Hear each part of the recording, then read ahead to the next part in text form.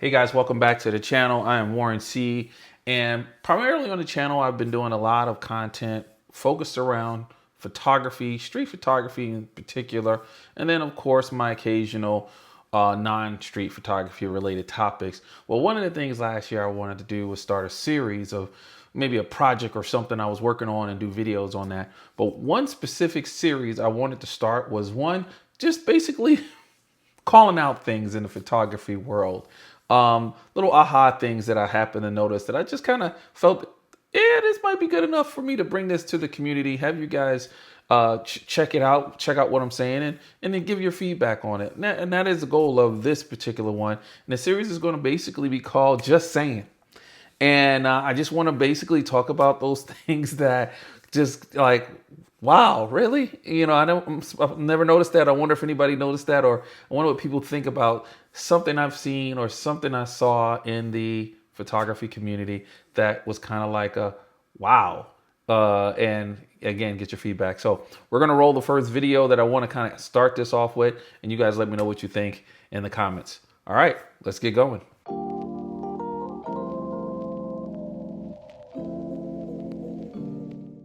Hey guys, welcome back to the channel. Welcome back to another video. I'm Warren C.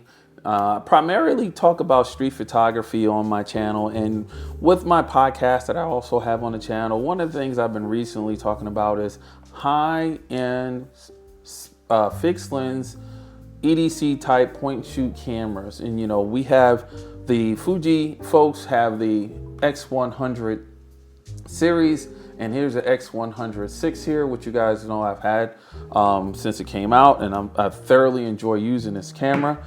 Then, as you guys know, if you watch my channel, I've been looking at the Leica Q system. I have a Q2 monochrome, and then I currently am playing with this Q3 43, and it's just amazing what these cameras can do. Now, granted, there's a big price disparity between those two cameras. So, you know, we got to consider that when one is considering one of these cameras, and the fact that they're very hard to get, excuse me, because of the desire to have them and the low production rate based on what the two manufacturers can put out fast enough and being snapped up. And I've talked also about two other brands, Canon, who I don't have anything really in that arena, and Sony, who has something in the arena, but it is 10 years old since its release. And that is the Sony RX1R Mark II. Now, there's an R version, and I believe the R version is a 24 megapixel sensor, where the 2 is a 42 megapixel sensor. And the reason I have this camera sitting here with all decked out with some stuff I have on it to make it easier for me to use, you know, shout out to Peak Design for the little Peak Design plate, and then I got my soft shutter button on there,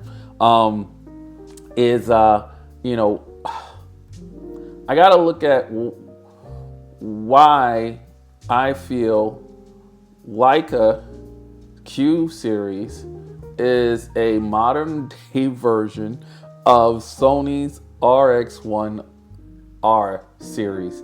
Because when I got this camera in hand from the wife, who got it to me for a week's use now, from Lens Rental, not sponsored, as a birthday gift, excuse me, for me. Birthday is happening, and I'm excited about this. This reminded me a lot of the Leica Q.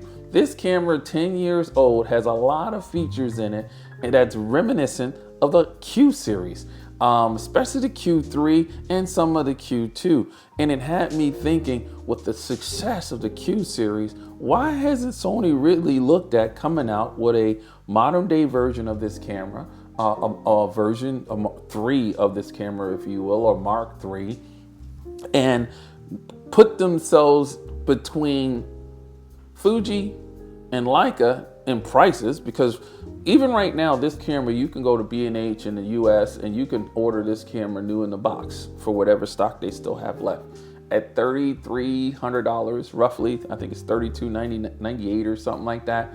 That puts it between Fuji at about, what's that, excuse me, $1,600 or $1,300, I think $1,300 I think. And then the Leica Q series, which is about 65, we'll just say almost $7,000, right? And then if you look at used versions of this camera, you can get it cheaper, just like you can with the other two cameras I just showed. But what got me was again, the features that's on this camera right now and what a person who would have gotten this 10 years ago would have been dealing with. It's to me a Leica Q experience 10 years ago from Sony. I can see why there's rumblings about this camera being a classic camera for Sony. I can see why folks are talking a lot more, especially YouTubers are talking about this camera, trying to get Sony to really look into it and bring some buzz up into it, because everything from the build quality, image quality, the lens that's on this sucker and what it can do at f2, this Zeiss, Carl Zeiss lens that's on here with a leaf shutter. This is very reminiscent to the experience I get with my Fuji and the Leica, leaf shutter. I was blown away when it hit me 2 days after playing with this camera, almost 2 days, that man, this is a Leica Q from 10 years ago. And everything that I can do with this, especially since I say the 3, because it also has a flip out screen, just like the 3 does. The 2 didn't have it or doesn't have it. It does have a viewfinder, just a different implementation of it. I can't say that I like the implementation of it, but it does work. And it does have, of course, a battery that, is reminiscent for that time. So it's small and you don't get a long time of use out of it, but you can get some use out of it and can get a bunch of pictures too. If there was a modern day version of it, I believe it'd have a bigger body because it'd be dealing with Sony's IBIS. It would be dealing with Sony's algorithms for autofocusing. It would be dealing with software updates. It would be dealing with hardware updates. I hope if Sony does do this, because Sony themselves said the line isn't dead.